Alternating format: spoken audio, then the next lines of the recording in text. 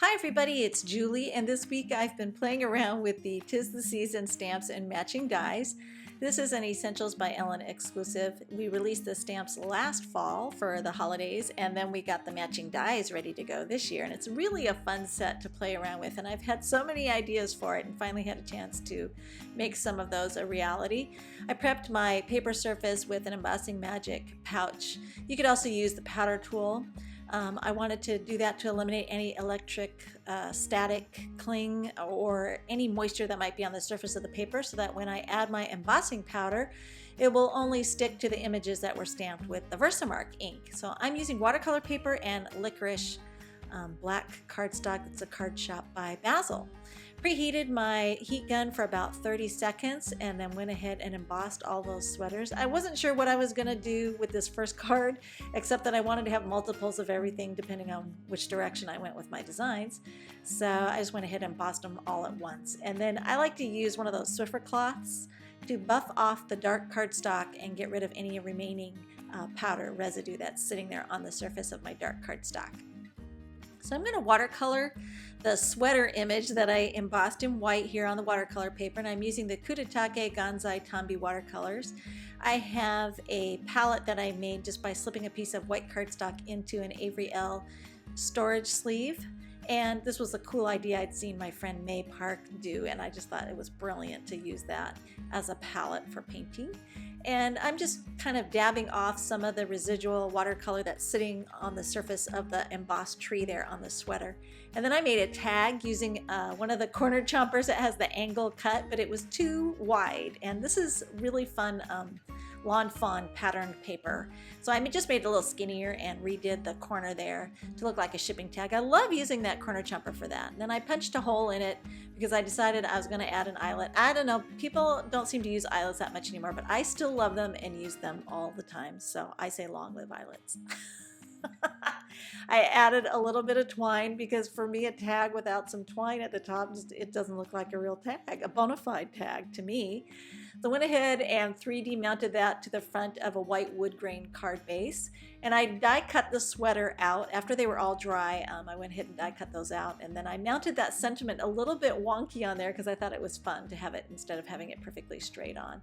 Added some fun sequins. Those green ones actually are from my mom's knitting trunk. She found a bunch of them and she didn't have a use for them anymore, so she gave them to me, and I was like, sweet, I'm gonna put them on my cards. So I decided there for balance I needed one more red sequin there, so I just popped that on there. That's my favorite way to add sequins. So that's a fun way to use the sweater image in the stamp set. I love that the sentiments can be mixed and matched. Took some silver cardstock and rounded the corners on a small piece that was cut. I don't even remember the exact dimensions, but I wanted to make a cookie sheet. So I'm going to score each end there to kind of simulate a cookie sheet. And I've already stamped and die cut my little gingerbread guy. And then I'm taking some scraps of cardstock in different colors. I was inspired by a Christmas ornament that I had seen in the Bowden holiday catalog, and it was just a round Christmas ornament that had these colors blocked onto the ornament. I thought it would make a cute backdrop for my little gingerbread guy. So I just glued those in place onto the front of my card. This is kind of a smaller card. I think it's about 3.5 by 5. And then trimmed off the excess.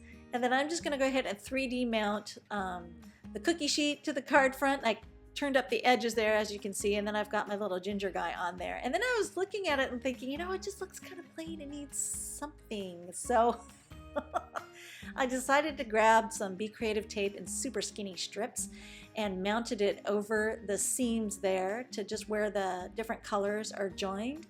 So I'll go ahead and get those in place, and then I added also a larger 1/2 inch width of tape over the larger block of red cardstock because I thought it would just kind of add more to the whole overall design, and that way it would keep the weight and balance nice. So then I'm just going to peel off the liner papers and add some Prisma glitter over the top of that so it looks all kind of sugary sweet, and use a soft brush to kind of flick away the excess. I have a tendency to get glitter everywhere, so I'm always having to clean up after myself.